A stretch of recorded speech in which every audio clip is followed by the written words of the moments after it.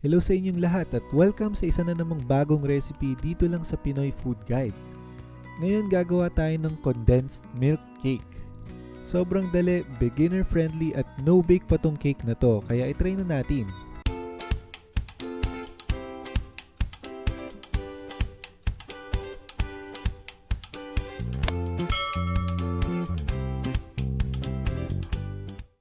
Five ingredients lang yung kailangan natin. 300 ml condensed milk, 1 cup all-purpose flour, 3 eggs, isi-separate natin yung egg yolks at yung egg whites, 1 teaspoon ng vanilla extract, at 1 teaspoon ng baking powder. Unahin na muna natin yung paghiwalay ng egg yolks at egg whites. Madali lang naman to, ganito lang yung gagawin nyo.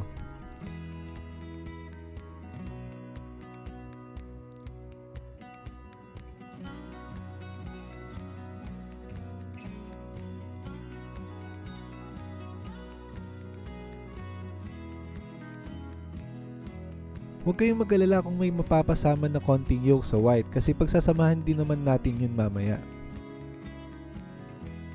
Set aside muna natin yung eggs at kumuha ng isang mixing bowl.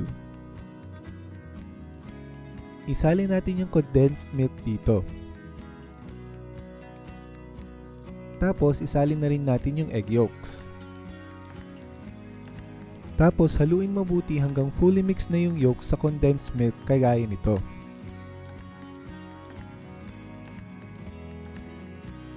Then ilalagay na yung flour. Yung baking powder, at yung vanilla extract. Tapos haluin lang ulit natin ng mabuti.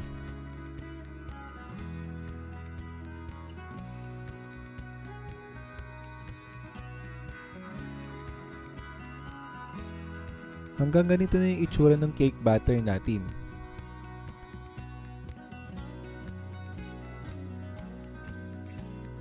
Next, balikan naman natin yung egg whites. Kumuha ng whisk o kaya ng tinidor at i-beat na natin yung egg whites hanggang maging frothy o mabula na ito. Kung meron kayong electric mixer, mas maganda gamitin yun para mas mabilis.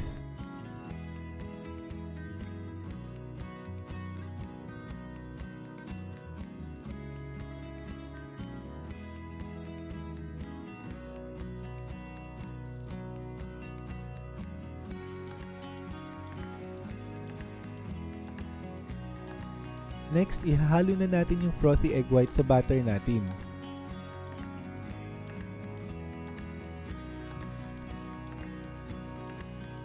Gagamit tayo ng spatula para ma-fold natin ng maayos yung egg whites.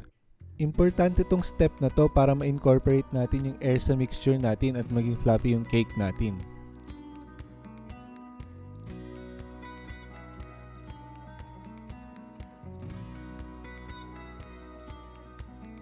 Next, i-prepare na natin yung baking pan. Pwede rin naman tayo gumamit ng kahit ano na steamer safe na container para dito. Gagamit kami ng baking wax paper dito para hindi dumikit sa pan yung cake.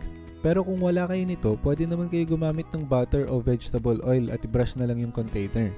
Pwede nyo gayahin yung technique na to guys para mas padali nyo masukat yung wax paper.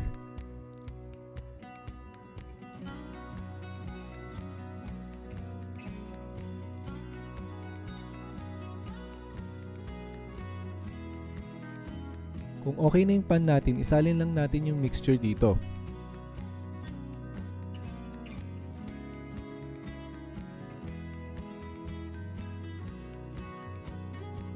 Tapos, i-cover lang natin ng aluminum foil bago natin i-steam.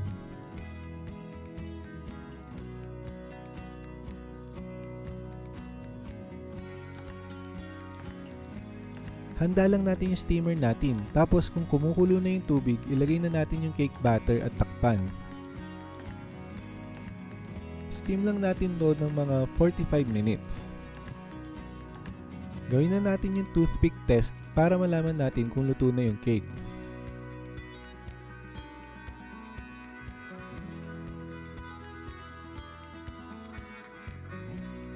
Kung malinis lumabas yung toothpick, okay na yon. Palamigin lang muna natin bago natin hiwain at iserve.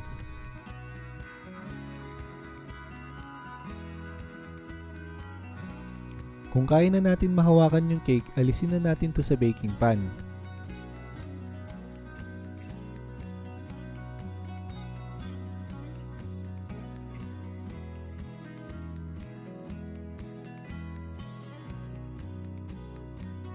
Tapos slice na natin tapos iserve.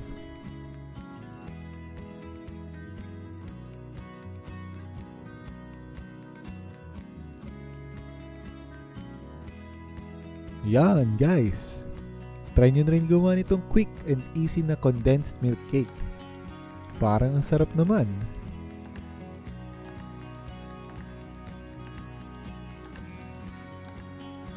Magkakaroon pa tayo ng taste test. Tapos kung gusto nyo gawing pang negosyo to, meron kaming sample costing dito sa dulo na pwede nyong aralin.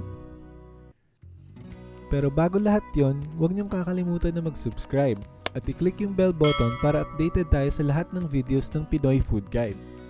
Pwede nyo rin puntahan yung website namin sa pinoyfoodguide.com. Tikman na natin. Sweet cake siya.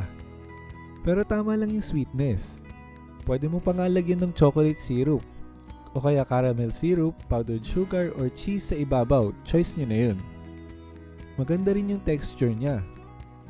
Fluffy pero hindi buhaghag at hindi nadudurog kagaya ng chiffon cake. Try nyo na rin to gawin. Masarap talaga siya. Para naman dun sa costing, i-share namin sa inyo yung cost nitong cake, pati yung posible na price range kapag ibibenta na. Ang cost nitong cake ay nasa 76 pesos, excluding pa dyan yung packaging. Pwede natin ito mabenta ng mga 150 pesos to 200 pesos. Take note na hindi natin sinama dyan yung LPG or kuryente na ginamit sa pag-steam. Nag-round up din tayo sa piso para sa mga ingredients na wala pang piso yung cost. So i-adjust na lang natin siya. Maa-adjust din yung costing pati pricing natin depende sa presyo ng mga ingredients na mabibili natin. Yun lang, thank you sa panonood ditong video. Subaybay lang kayo sa channel namin para sa easy to follow recipe videos na katulad nito.